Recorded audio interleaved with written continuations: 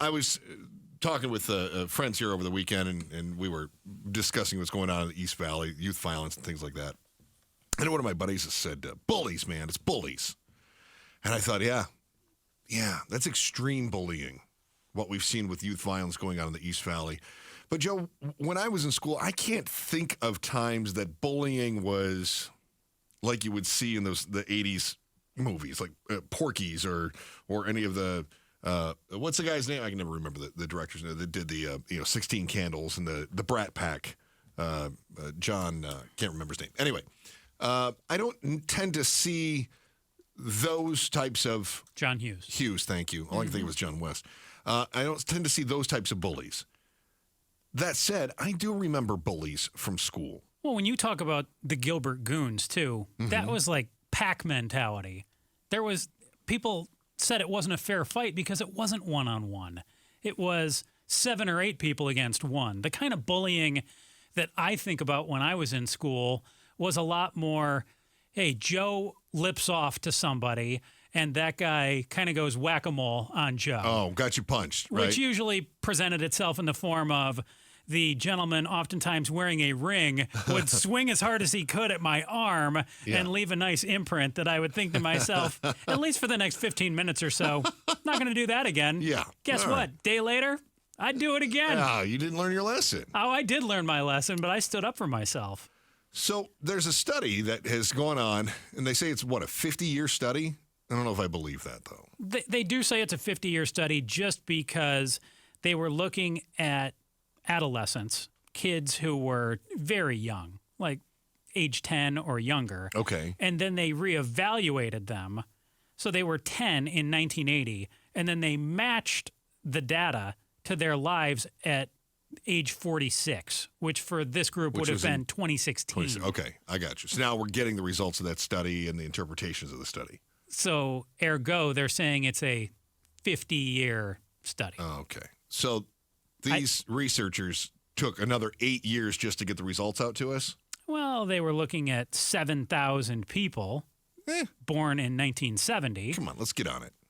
Let's go. It takes some time to look at 7,000 people. Let's go, Pepper Potts. Let's make this a little quicker. Let's get this done. They're not like you. You're just Johnny on the spot. Go, go, go, go, Let's go. We got one thing to do. Let's do it. Here's what we found out from this study, though. Can't put them on the shot clock. Being a bully is actually leading to more financial success later on in life. Yeah. Whoa! I didn't see that coming. Children who displayed aggressive behavior at school, such as bullying or temper outbursts, are likely to earn more money in middle age, according to this 5-decade study. So, bullying or temper outbursts, throwing a temper tantrum, getting all worked up, lashing out, they do really well. How is that even possible? I thought my mother told me, you're gonna be their manager one day. You're gonna be their boss one of these days. You just remember this because it's gonna come around. Come to find out, Mom lied to me. Well, you're gonna use that lied word again? Yes.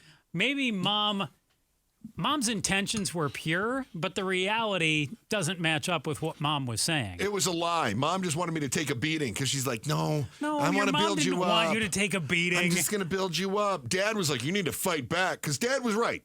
Dad knew that if I'd have punched him out, if you had taken that bully that put his class ring into your shoulder and you'd have just popped him in the nose, right? I can tell you how that would have ended for me. You'd be a CEO today.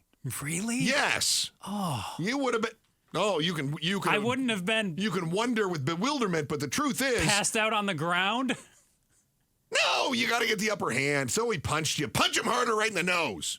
And That's again, what you got to do. Punch him harder right in the nose, and then he probably cleat stomps me. Don't wuss out on this. Listen, you sound like the kind of sissy that ends up not as a powerful and wealthy individual. Dang it. That's what's going If on. only I here. would have learned. They said they found that children whose teachers felt had problems with attention or peer relationships, so that would be like social skills, right? Emotional instability, they ended up earning less in the future as they expected. But they were surprised to find the strong link between aggressive behavior at school and higher earnings later in life. This fascinated me.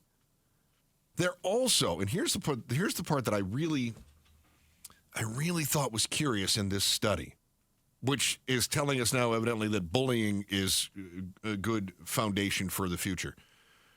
Bullies are more likely to have higher job satisfaction and be in more desirable jobs. Whoa! More likely to have higher job satisfaction. So when you think about this, you think about, are you happy at work? You're asking me? No, just generally. If you want to answer it, that's fine. I am happy at work. You are happy at work. Yeah. All right, but you weren't a bully. No, Okay. I was not a bully. All right, so you don't fit into this category. then. Okay, All right. I'll shut up then. No, that's all right. You don't have to be in the. Maybe you'll bully me. I don't want to do that to you. Thank I you. don't want to do that to you. Thank you.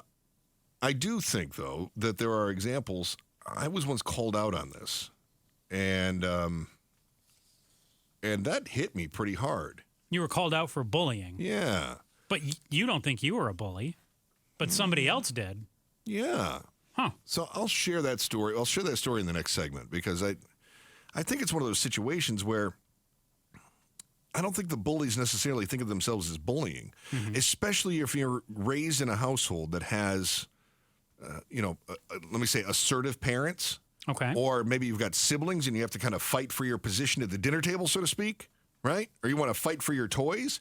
Maybe if you're at school and you're sort of behaving the same way that you do at home, you don't look at that necessarily as bullying so much as trying to establish your dominance or your place in the social structure. Yeah, I think if you're trying to establish dominance, I definitely think that can come across as bullying. Right. But if you're just trying to carve out your piece of the pie, Or even like, this is where I am in the pecking order and I'm not going to fall below this spot, right?